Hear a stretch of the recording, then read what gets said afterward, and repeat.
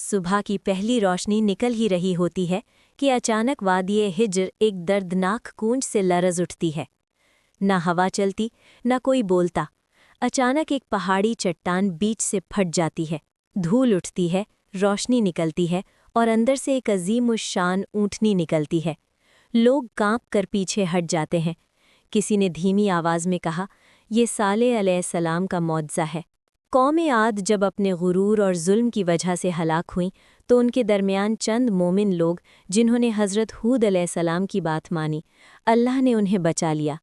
عذاب کے بعد ہوا بالکل خاموش تھی، وادیوں میں صرف ٹوٹے ہوئے گھر اور ہوا میں عذاب کا دھواں۔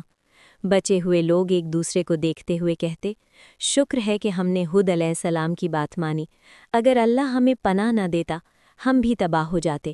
یہ مومن لوگ وادی عاد چھوڑ کر دوسری زمین کی طرف روانہ ہوئے۔ سفر لمبا، مشکل اور دردناک تھا، مگر ان کی نسل کو نئی زمین کی تلاش تھی، پانی، خوشحالی اور امن کے لیے۔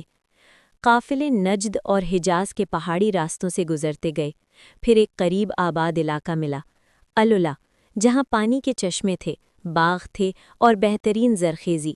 یہاں ان کی نسل بڑھنی شروع ہوئی، یہیں سے وہ قوم آگے بڑھتی گئی اور پھر ان کی اولادیں پہنچ گئیں وادی الحجر، جسے آج مدائن صالح کہتے ہیں۔ یہی قوم سمود کا آغاز تھا۔ سمود کی نسل ایک عظیم نسل بنی۔ اللہ نے انہیں بدن کی طاقت، ذہانت، فنی ہنر، چٹانوں کو تراشنے کا کمال اور رہنے کے لیے قدرتی علاقہ سب کچھ دیا تھا۔ یہ لوگ پہاڑیوں کے اندر پوری شہر تراش لیتے، ایسی عمارتیں کہ دیواریں سیدھی، ستون بلند اور نقش و نگار دیکھ کر آج بھی انسان حیران رہ جائے۔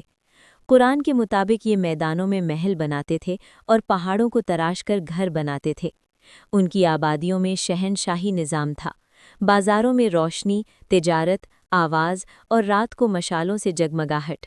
وادیوں میں باغات تھے، کھجوروں کی میٹھی خوشبو، سرسبز زمین۔ لیکن پھر نعمتوں کا شکر بھول کر غرور آ گیا۔ ہم نے اپنی طاقت اور ذہانت سے یہ سب بنایا ہے۔ جب طاقت نے گمراہ کر دیا تو ان کا دل سخت ہو گیا، پہاڑوں میں تراشے ہوئے بتوں کو معبود بنا لیا، اللہ کو بھول کر قدرتی طاقتوں کو پکارنے لگے۔ خدا نے عظیم طاقت دے، اپنی طاقت، دولت اور پہاڑ تراشنے کی صلاحیت پر اتنا غرور، کہتے ہم سے بڑا کون اس دنیا میں۔ کمزور لوگوں پر جبر، ان کا حق چھینا اور سرداروں کی مرضی کو ہی قانون سمجھنا۔ یہ سب کچھ یوں تھا جیسے کوئی انسان اللہ کے قانون کو چھوڑ کر اپنی مرضی کا قانون بنا لے اور پھر خود کو اس پر ہمیشہ کے لیے استثناء قرار دے دے۔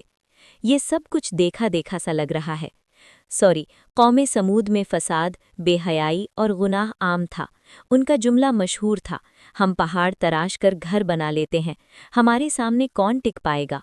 وہ نعمتوں کو اپنی طاقت سمجھنے لگے، یہ بھول گئے کہ اللہ ہی دیتا ہے، اللہ ہی چھین لیتا ہے۔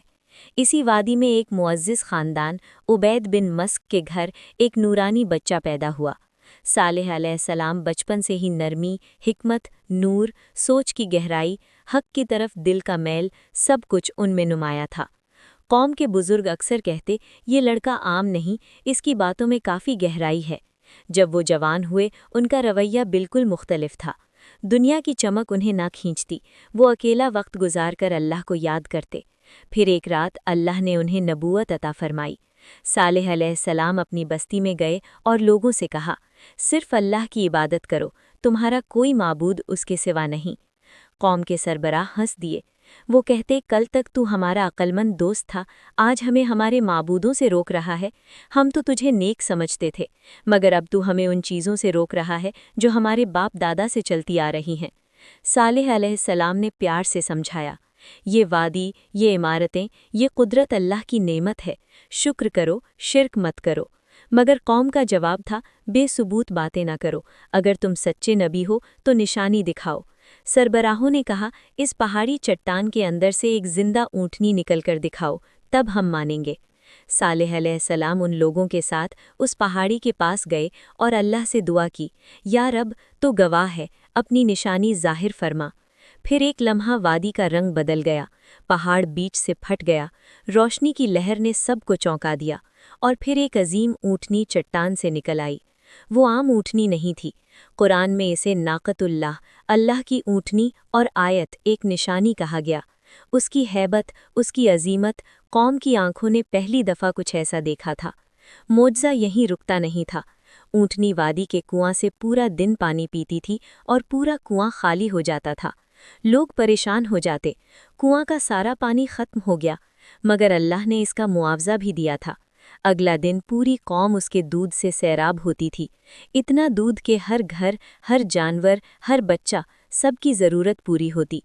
एक दिन ऊँटनी कुएं से पानी पिएगी तो उस दिन कोई भी उस कुएं से पानी नहीं पाएगा, और अगले दिन तुम सब कुएं से पानी पी सकते हो। यानी एक दिन ऊँटनी का और अगले दिन लोगों का। मगर कौम ने इस इम्तिहान को भी बर्दाश्त न किया। सरबराह कहते, हमारी आज़ादी छीन ली गई है, एक ऊँटनी हमारे पानी पर हुकूमत करेगी। उनका गुरूर फिर से उभर आया। जब कुछ लोग ईमान लाने लगे, सरबराहों के चेहरे पर हसारत और हिर्स की लाल हवा उभरी।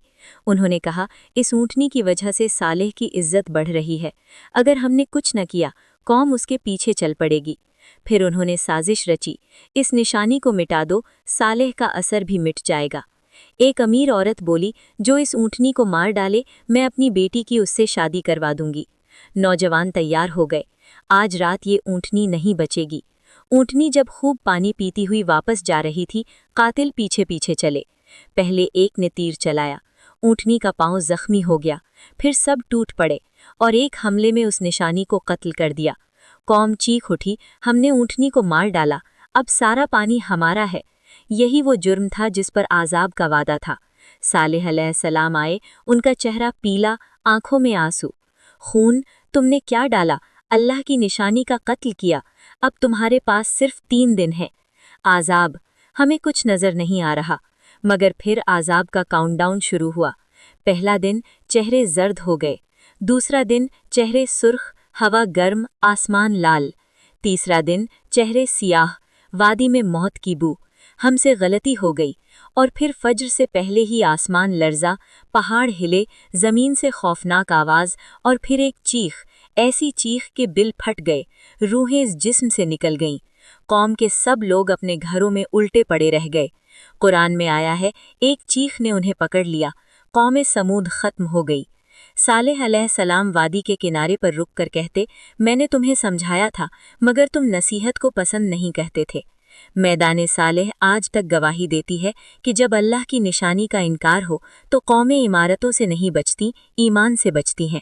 अगर तुम्हें ये कुरानिक कहानी पसंद आई हो तो वीडियो को लाइक करो, कमेंट्स में लिखो तुम अगले एपिसोड में किस कौम की कहानी देखना चाहते हो, और चैनल को सब्सक्राइब करना मत भूलना।